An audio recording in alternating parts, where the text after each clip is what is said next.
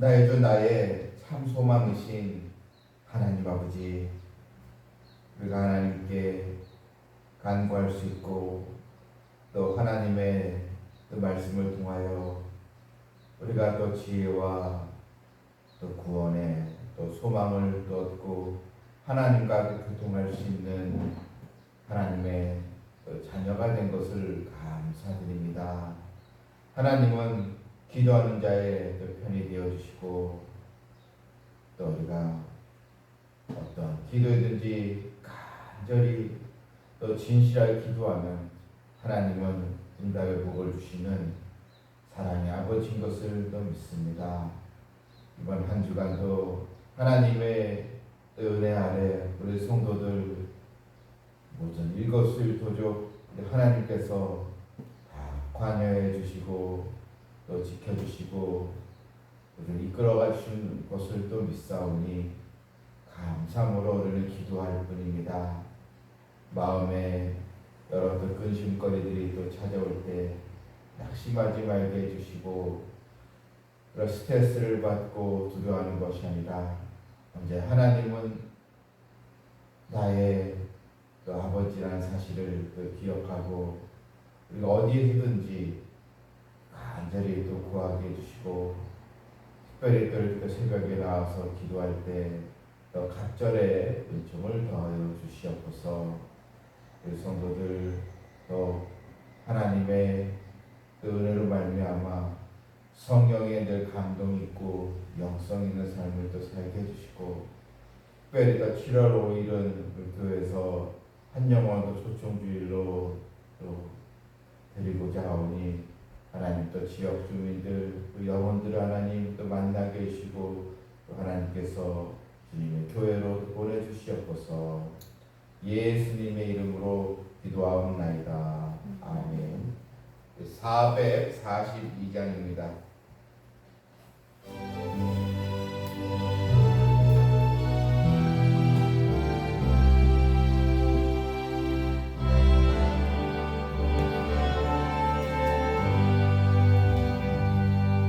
저장 밑고 위에 있을 아직 맺혀 있는 그때의 귀에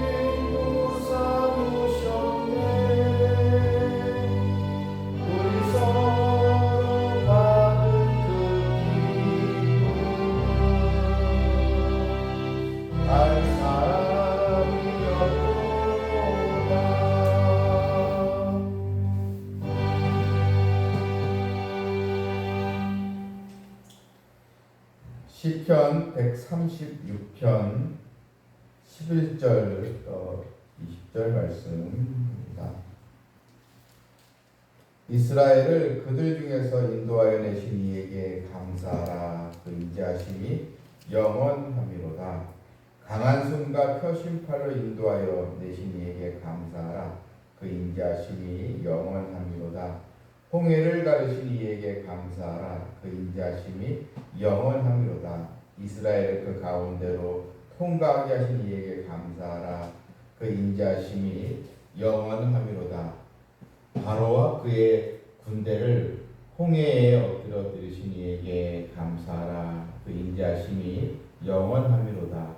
그의 백성을 인도하여 광야를 통과하게 하신 이에게 감사하라. 그 인자하심이 영원함이로다. 큰 왕들을 주신 이에게 감사하라. 그 인자하심이 영원함이로다. 유명한 왕들을 죽이신 이에게 감사하라.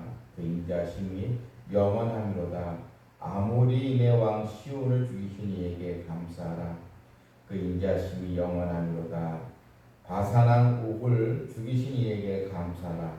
그 인자하심이 영원함이로다. 아멘. 시편 136편은 왜 우리는 하나님께 감사해야 되는가? 하나님은 선하시며 그 인자하심이 영원하기 때문이다. 이걸 계속 매 구절마다 강조를 해주고 있습니다. 오늘 본문은 이스라엘 역사 가운데 하나님의 출애굽 역사를 다루고 있습니다. 특별히 이스라엘 백성들에게 이 출애굽 이 사건, 하나님은 수많은 기적을 또 베풀어 주시고 그들을 인도하여 내셨지만 여기에서 이스라엘 역사 가운데 이 출애굽의 이 사건은 하나님은 어떤 또 분이신지 어떤 성품을 또 가지신지를 분명히 보여주는 그런 또 가장 또 커다란 또 이 사건입니다. 이 출애굽의 이 사건은 이스라엘에 있어서 가장 근본적이고 꼭 기억해야 할 또 축복인데, 바로 출애굽의 은혜가 없었다면 그들은 어떻게 되었을까요? 물론 이 광야 생활에서의 그 어려움도 있었고, 또 이스라엘 역사 가운데 수많은 전쟁에 그런 또 소용돌이가 있는 그런 또 환란이 분명히 있었습니다.